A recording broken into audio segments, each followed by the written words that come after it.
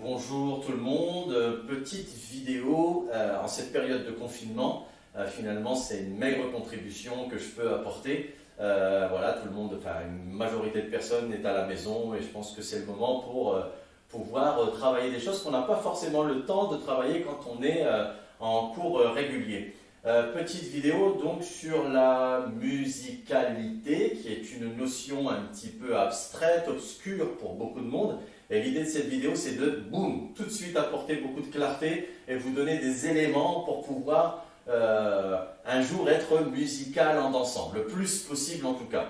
Il y a des stages, des cours qui sont faits basés sur la musicalité, qui sont certainement super bien faits, bien construits. On y apprend plein de choses, mais en tout cas le retour que moi j'ai très souvent concernant la musicalité, c'est en fait en gros on nous a dit qu'il fallait écouter la basse, écouter la percussion, écouter la mélodie, soit de la voix, soit de tel ou tel instrument mélodique, ou encore la guitare, et puis il fallait essayer de danser dessus. Pour certains ça peut paraître super simple et inné, et pour d'autres ça peut être complètement obscur, complètement abstrait et voire inapplicable.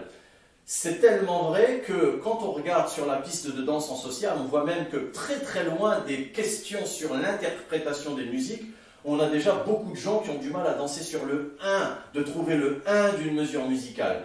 Donc, j'oserais vous dire que pour pouvoir un jour être vraiment dans la musicalité, dans le sens interprétation de tel ou tel instrument qu'on entendrait dans le fond de telle ou telle musique, je vous proposerai de construire cette notion de musicalité au fur et à mesure, sans griller les étapes, avec un maximum de pédagogie et de rigueur pour que chacun puisse suivre les étapes pour en arriver à quelque chose.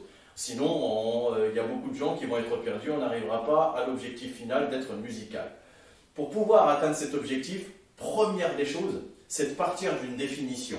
Qu'on parle tous de la même chose quand on dit musicalité. Bien évidemment, la musique et la musicalité, ce sont deux choses différentes. Donc si ce sont deux choses différentes, il faut les identifier, savoir en quoi elles sont différentes ou comment elles interagissent l'une avec l'autre.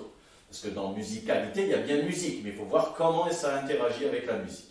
Première des choses, le schéma que l'on va suivre dans cette vidéo, c'est ici, j'ai ma musique.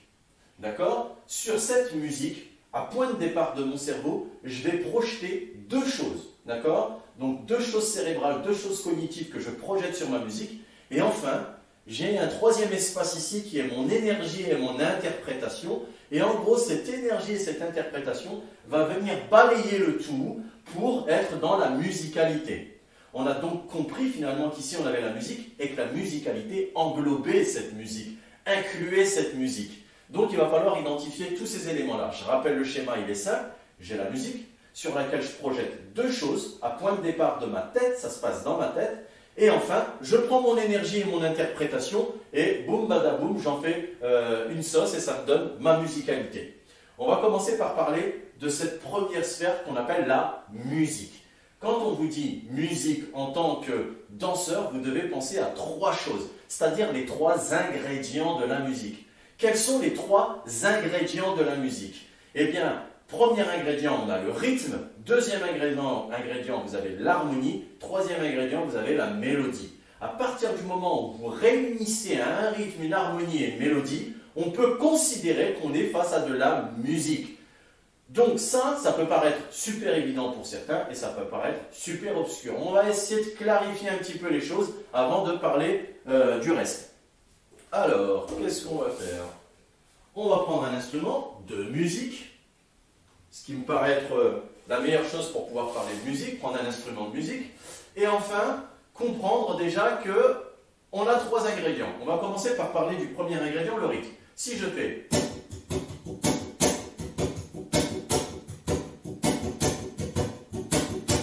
J'ai généré un rythme. Je ne joue pas de notes particulières, juste je gratte mes cordes et je suis dans de la percussion. Sur ça, je peux bien sûr prendre par exemple des accords, donc une harmonie. Je vais jouer.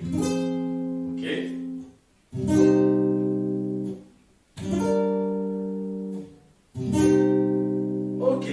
Donc j'ai une harmonie. Est-ce que je peux mélanger mon rythme et mon harmonie? Le rythme, je le rappelle. Donc je vais faire les deux.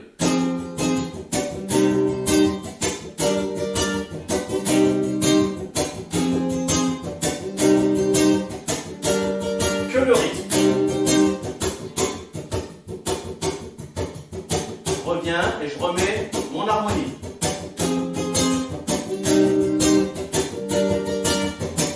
Que le rythme. Et maintenant, je vais rajouter l'harmonie et des éléments mélodiques.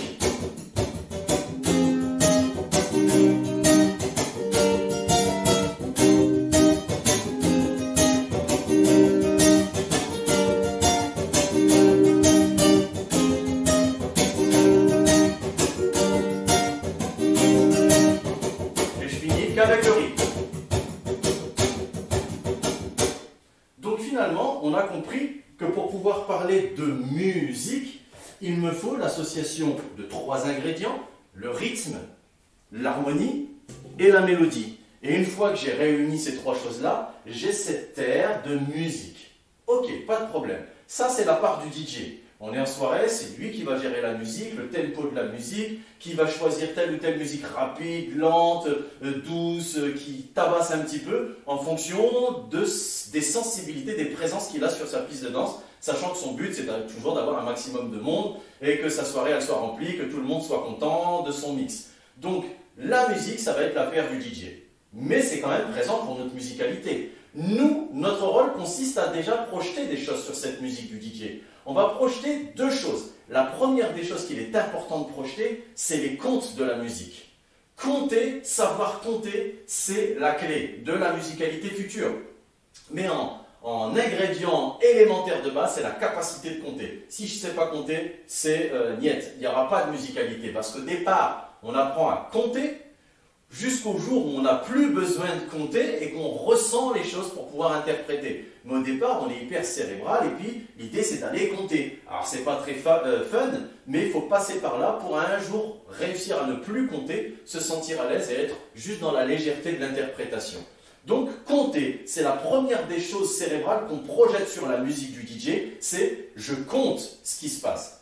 Deuxième chose que je dois projeter après les comptes, c'est la structure du morceau. Je dois être capable de pouvoir à peu près déterminer la structure du morceau. Soit je le connais par cœur parce que j'ai déjà écouté X fois dans ma voiture, soit je ne le connais pas et je dois être capable de sentir les différents changements qu'il y a à l'intérieur de cette musique. Donc la structure simpliste, ça va être introduction, ensuite un couplet, puis un refrain, ensuite on peut revenir sur un couplet, donc couplet numéro 2, pour rentrer soit directement dans le refrain numéro 2, des fois on a des pré-refrains, des sortes de petites parenthèses pour lancer le refrain, boum, j'arrive sur le refrain numéro 2.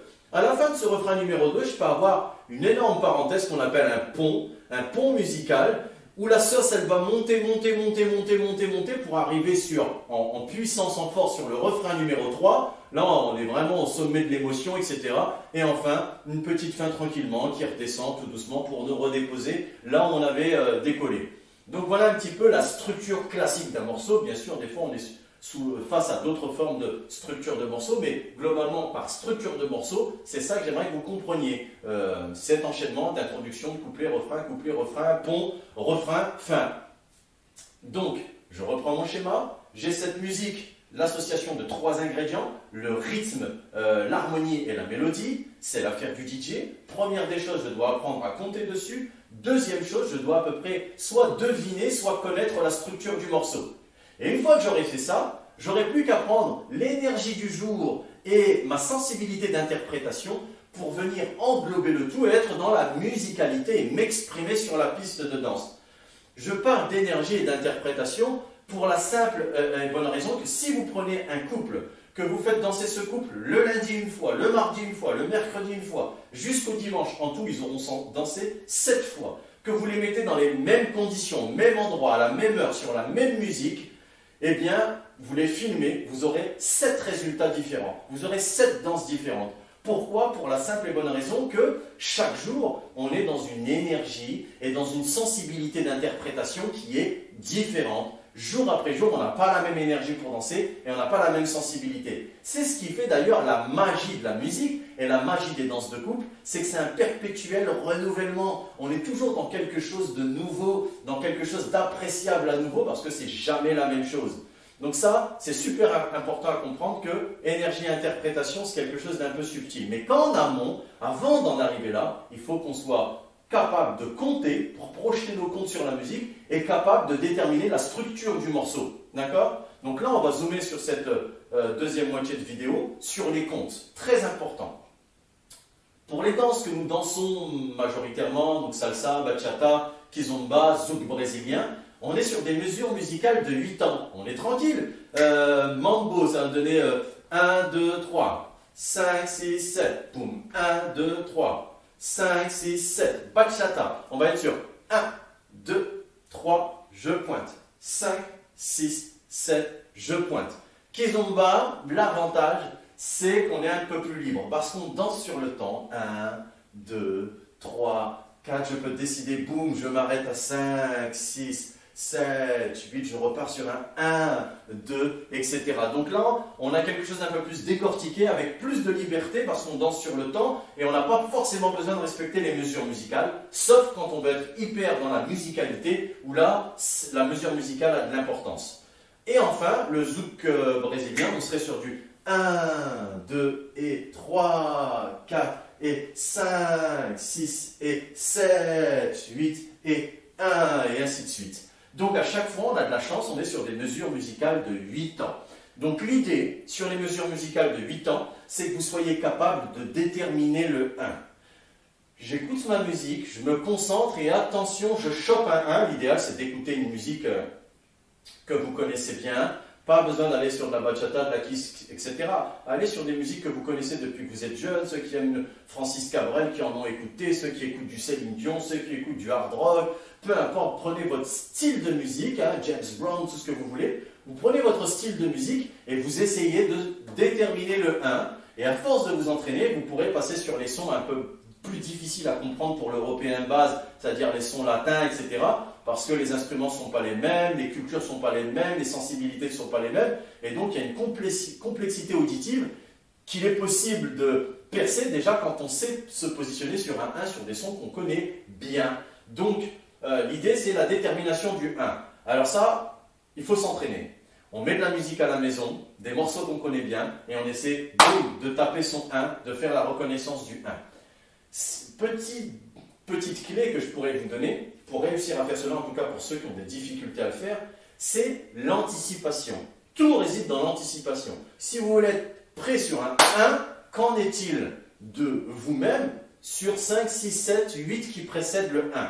C'est-à-dire que si je veux être bien sur mon 1, il faut qu'en amont du 1, je sois en train d'anticiper, anticiper, boum, je tombe sur mon 1. Je vais compter. La musique, elle tourne, et moi, je dois essayer de sentir un changement, quelque chose monter, faire un 5, 6, 7, 8, boum, 1. Je suis vraiment sur mon 1 parce que j'ai la capacité d'anticiper. On va mettre une musique, et puis je vais la laisser tourner, on va essayer de se concentrer sur le 1, d'accord ?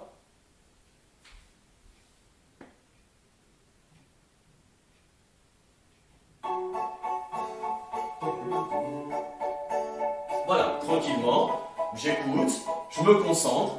Le seul exercice, c'est pas de danser, c'est d'essayer de choper le 1. J'attends, je me mets à l'aise, j'essaie de sentir l'énergie du morceau. Ah, je sens qu'il y a quelque chose qui monte là, ça se prépare. Attention. 5, 6, 7, 8, 1. Super, je suis bien tombé sur le 1. Je vais recommencer pour savoir si c'était pas de la chance. Je vais attendre le prochain changement tranquillement pour être simple. Attention, je sens qu'il y a un truc qui monte. Et 5, 6, 7, 8, 1. Super. Donc ça, il faut le faire absolument à la maison, s'entraîner à choper le 1 en ayant cette technique d'anticiper et en comptant, pas vouloir compter le 1, mais vouloir compter 5, 6, 7, 8 pour tomber sur le 1. Donc ça, c'est super important. Vous pouvez complexifier un peu l'exercice, le rendre plus difficile en prenant un petit chapeau, vous mettez 8 numéros dedans, de 1 à 8, vous tirez un chiffre au hasard, par exemple vous allez tirer 7, vous faites le même exercice, vous comptez 5, 6, 7, 8, 1, 2, 3, 4, 5, 6, 7, et je tape à 7. Et je peux jouer comme ça avec tous les temps de la mesure musicale pour être capable de déterminer le temps que je veux. Donc, Ça va déterminer le 1, et ensuite avec le petit chapeau, on tire un petit numéro, et on vient choper un 7, un 6, un 3, un 2, un 8, ce que vous voulez. Ok, donc ça c'est pour l'identifier, identifier le 1. Maintenant il faut savoir partir sur un 1 en dansant. On prend le pas de base de la bachata. Les garçons démarrent pied gauche, les filles démarrent pied droit. Je fais 1 j'ouvre, 2 je ferme, 3 j'ouvre, 4 je pointe, et je pars dans l'autre sens, 5 j'ouvre, 6 je ferme, 7 j'ouvre, 8 je pointe. Donc une demi-mesure musicale à gauche pour les garçons, 1, 2, 3, pointe 4, et une autre demi-mesure musicale à droite, 5, 6, 7, 8. Donc je fais la latéralité des pieds pour les garçons, gauche, droite, je pointe, droite, gauche, je pointe. Pour les filles, ce serait droite, gauche, je pointe, droite, gauche, je pointe, et gauche, droite, je pointe. Voilà, le contraire des garçons. Donc, la technique, c'est pour écouter mon 1, pour déterminer mon 1 par l'oreille, je sais que je dois anticiper. Eh bien, pour la danse, c'est pareil. C'est-à-dire, si je ne veux pas partir à 1 et laisser ma partenaire sur le carreau, il faut que je sois capable de lui faire comprendre pendant un temps qu'on appelle un temps de préparation que je vais partir pour être à l'heure sur le 1 et être avec elle. Je ne dois pas penser à moi, auquel cas allons faire de la danse solo. On est en danse de couple. Donc je dois soulager ma partenaire en lui faisant comprendre des choses très simplement. Si j'attends 7, 8 et je pars brutalement, c'est mort. Même pas brutalement, en faisant 7, 8 sans préparation, je pars, c'est toujours délicat pour elle. Elle sent qu'il faut qu'elle parte. Bon, il y a quelque chose de pas très confortable. Maintenant, pour être dans le confort, c'est je vais faire 5, 6, 7, 8 et je pars 1. Oh, j'ai plus beaucoup de batterie, mais c'est pas grave. Donc 5, 6, 7, 8 et je vais partir 1. Et ça va permettre à ma partenaire de me suivre. Je ne suis pas obligé de faire une préparation en 4 temps. Je peux faire 5, 6, 7, 8, 1. Autrement dit, commencer à préparer à partir du 7. Mais l'idée, c'est j'inspire et je pars à 1. Tranquille. Voilà, donc si j'arrive à mettre en place ça, eh bien, c'est hyper important. Et pourquoi finalement on accumule de l'énergie et on essaie de partir sur un 1, vous avez bien compris que c'était pour être à l'heure sur le 1. Prenez toujours, quand vous faites l'anticipation dans votre tête et la préparation dans vos mains pour partir à 1, prenez toujours l'image du lancer de caillou. Elle est magnifique cette image parce que si vous demandez à des gens de lancer un caillou à 1, personne a priori ne fera 5, 6, 7, 8, 1. Mais tout le monde a priori ferait 5, 6, 7, 8, 1. Pour pouvoir lancer à 1, il me faut une préparation. Donc pensez à cela. Quand vous faites vos préparations, ça vous aidera en vous entraînant à partir sur le 1. Youpi, on arrive à partir sur le 1. Youpi, on arrive à partir avec sa partenaire sur le 1. On en est à peu près à ce niveau-là. Entraînez-vous, c'est super important. Donc voilà pour les comptes. La structure, donc les comptes c'était ça, pouvoir identifier les temps, la structure. Maintenant, vous arrivez à partir sur le 1 et vous arrivez à bien embarquer votre partenaire et à danser. La deuxième difficulté que vous allez rencontrer pour pouvoir un jour être dans une énergie, une interprétation et pouvoir être dans la musicalité, englober le tout, c'est être capable de changer un peu de direction. Parce que comment est-ce que je peux interpréter une musique en étant tout le temps dans cet axe-là? En cours, souvent, les profs vous demandent de commencer face à un mur, et puis vous faites votre passe et vous finissez face au même mur. Mais c'est pour des soucis de clarté pédagogique, pour pas qu'on se retrouve avec un couple par là, un autre par là, un autre par là. Donc il faut pas vous dire que c'est la réalité, c'est des réalités de cours, mais c'est pas de la réalité de danse sociale. En danse sociale, il faut pouvoir être capable d'interpréter sa musique en changeant complètement de direction. Et pour ce faire, hyper important, mais vraiment hyper important, il y a deux choses. La première des choses pour pouvoir être dans toutes les directions, donc multidirectionnelles, c'est la rigueur du début de votre apprentissage de la bachata. Si vous avez pris le temps d'apprendre l'ensemble des pas de base, ceux où on croise devant, ceux où on croise derrière, les pas latéraux, le rompé, les cassures, vous allez avoir un certain nombre d'outils à utiliser pour pouvoir changer de direction en fonction de votre énergie, votre interprétation, et ça va vous permettre d'être dans la musicalité. Si vous n'avez que le pas de base classique que vous avez appris au départ, et que tout de suite après, vous êtes parti apprendre des passes, moralité, ça n'ira pas. Vous allez rencontrer un plafond technique très rapidement. Oui, parce que quand on démarre en bachata, il ne faut pas sauter sur les passes. Au contraire, il faut bien être dans la patience et dans la rigueur. Bon, j'ai plus de PC, mais c'est pas grave, il est éteint. Il faut être dans la patience et dans la rigueur d'apprendre L'ensemble des pas de base, il y en a à peu près une dizaine. Et une fois qu'on les a bien appris, eh bien, on commence à partir sur les passes. Donc, règle numéro 1, pour pouvoir être multidirectionnel, ne pas griller les étapes au départ et connaître l'ensemble des pas de base de la bachata. Une fois qu'on a ça, qu'on a les pas de base de la bachata, ben, le fait de les associer les uns aux autres et de changer de direction, ben, il y a une difficulté. Cette difficulté, elle réside dans la capacité à garder sa latéralité des pieds, malgré le fait qu'on change de direction. Je m'explique. La latéralité homme, c'est gauche, droite, pointe et droite, pointe. Latéralité femme, droite, pointe et gauche, pointe. En règle générale, en bachata, on peut parler homme-femme parce que c'est socialement ce qui se fait le mieux. Mais il y a d'autres danses où je ne parlerai pas d'hommes et de femmes, mais je parlerai plutôt de leader et de follower, parce qu'il est plus commun de voir des hommes danser ensemble et des femmes danser ensemble, en oubliant le côté genre. Donc, follower, leader, homme-femme, on peut dire les deux. En bachata, on peut dire homme-femme, mais c'est vrai qu'il y a des danses où on va plutôt dire leader-follower. Eh bien, si cette latéralité gauche-droite, pointe, je suis capable de la garder en changeant de direction sans me planter au niveau des pieds, c'est bien. Mais ça s'apprend tout ça. Et j'ai un exercice à vous proposer pour travailler votre multidirectionnalité en préservant la latéralité des pieds. Ça consiste à se donner une obligation directionnelle. Je prends cette direction-là et je décide de danser non pas une mesure musicale, mais une demi-mesure musicale, mais une mesure musicale entière en allant à gauche. Donc je fais 1, 2, 3, je pointe 4, mais j'ai décidé de danser toute ma mesure musicale en allant à gauche. Et l'exercice m'interdit de croiser devant, m'interdit de croiser derrière, et ben, je ne peux pas traverser mon autre pied. Donc quel autre choix j'ai? Marcher sur place, transférant mon poids de corps à droite. Puis, je finis tranquillement et je pointe. Je reprends, je veux partir dans l'autre sens, sens droite. Donc, moralité, je ne peux pas croiser devant selon les règles de cet exercice, je ne peux pas croiser derrière, je ne peux pas traverser mon pied. Donc, je marche sur place, 1, 2, 3, je pointe, 5, 6, 7, je pointe. Je garde ma latéralité au niveau des pieds, sans changer de sens. Donc, je fais 1, 2, 3, je continue par là, 5, 6, 7, je pointe, 1, 2, 3, je pointe, et 5, 6, 7, je pointe. Un exercice super intéressant à travailler, mais vraiment super intéressant pour maîtriser la latéralité de ses pieds, peu importe la direction. Vous avez vu, là la direction, on n'a pas dit classiquement, je pars devant, je pointe, je pars derrière, je pointe, ça tout le monde y arrive. Je dis, je pars à gauche, et je pourrais le faire pas une éternité, mais je pourrais 1, 2, 3, je pointe, et 5, 6, 7, je pointe, et 1, 2, 3, je pointe, et 5, 6, 7, je pointe, et 1, 2, 3, je pointe. Mais là, je vous ai proposé une mesure musicale pour que ce soit à peu près dansant. Donc, super important, cette notion de multidirectionnalité. Essayez cet exercice, il vaut de l'or. Derrière, vous aurez un contrôle de la latéralité de vos pieds, juste méga top, génial. Dernière notion qu'on va aborder dans cette vidéo, et je ferai la suite dans d'autres vidéos, en fonction de vos réactions, si ça vous a plu, si ça vous a apporté quelque chose, et surtout si j'ai le temps. Donc, dernière notion, c'est l'indépendance des membres. La meilleure image que je pourrais vous donner, c'est l'image du batteur. Le batteur qui joue de la batterie.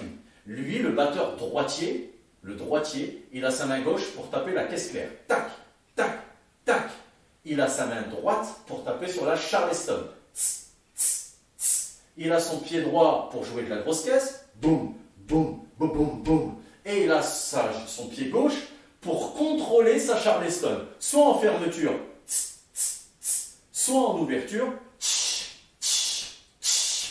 Et donc, dit vulgairement d'un point de vue scientifique, le batteur, il aurait un cerveau divisé en 4, où chaque membre serait en train de gérer une rythmique ou quelque chose de différent. Eh bien, le danseur, il doit rentrer dans cette compréhension et cette conception de l'indépendance des membres. C'est hyper important. Pourquoi? Parce que je vous ai expliqué tout à l'heure qu'il faut contrôler la latéralité au niveau des pieds. Il faut que je contrôle ce qui se passe en bas. Mais dans le même temps, je suis en train d'armer un tour, je lance un tour avec une direction et une énergie précise sur des temps précis, et donc il faut que je sois très conscient de ce qui se passe là-haut et très conscient de ce qui se passe en bas. Donc, un peu à l'image du batteur, où lui c'est un peu l'extrême, où il a son cerveau qui est divisé en 4, nous on a aussi notre cerveau qui est divisé, il faut générer l'indépendance haut, bas, ce qui se passe en haut, ce qui se passe en bas. Donc un exercice super simple pour travailler cette indépendance qui est vraiment un trésor dans sa capacité à apprendre les danses. N'hésitez pas à essayer de le faire, vous allez voir, il vous apportera sur le long terme,